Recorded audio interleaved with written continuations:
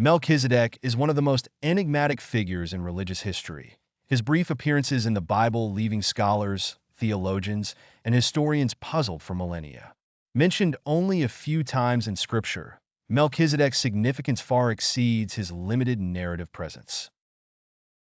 Revered in Judaism, Christianity, and to some extent in Islam, his mysterious origins and profound titles raise questions about his true nature, role, and importance in the spiritual and theological landscapes of ancient times. Melchizedek first appears in the Old Testament, in Genesis 14 verses 18 to 20.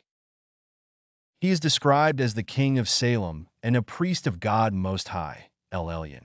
After Abraham defeats a coalition of kings in battle, Melchizedek greets him, offering bread and wine and blessing him in the name of the God Most High. Abraham, in turn, gives Melchizedek a tithe, a tenth of all his spoils. This brief encounter, although cryptic, is laden with theological significance. Melchizedek is presented as a priest of a god who is later identified as Yahweh, long before the establishment of the Levitical priesthood. The second notable mention of Melchizedek occurs in Psalm 110 verse 4, a messianic psalm. David writes, "You are a priest forever in the order of Melchizedek."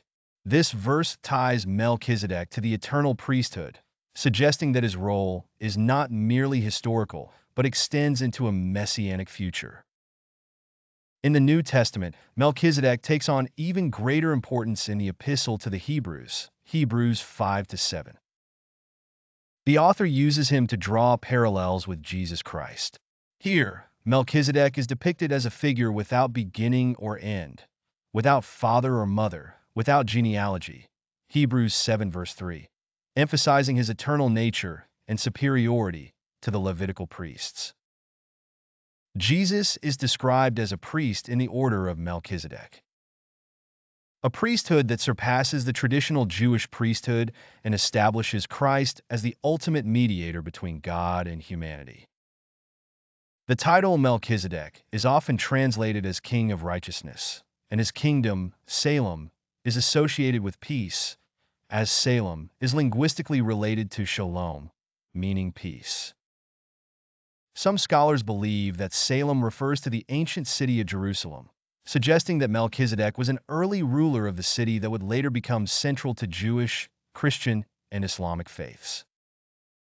As a king, Melchizedek's authority was twofold.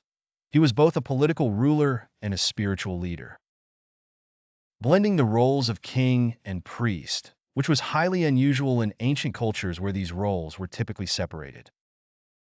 The merging of these two offices in Melchizedek's character makes him a foreshadowing of future biblical figures, particularly David and, ultimately, Jesus, who would both be seen as fulfilling royal and priestly functions.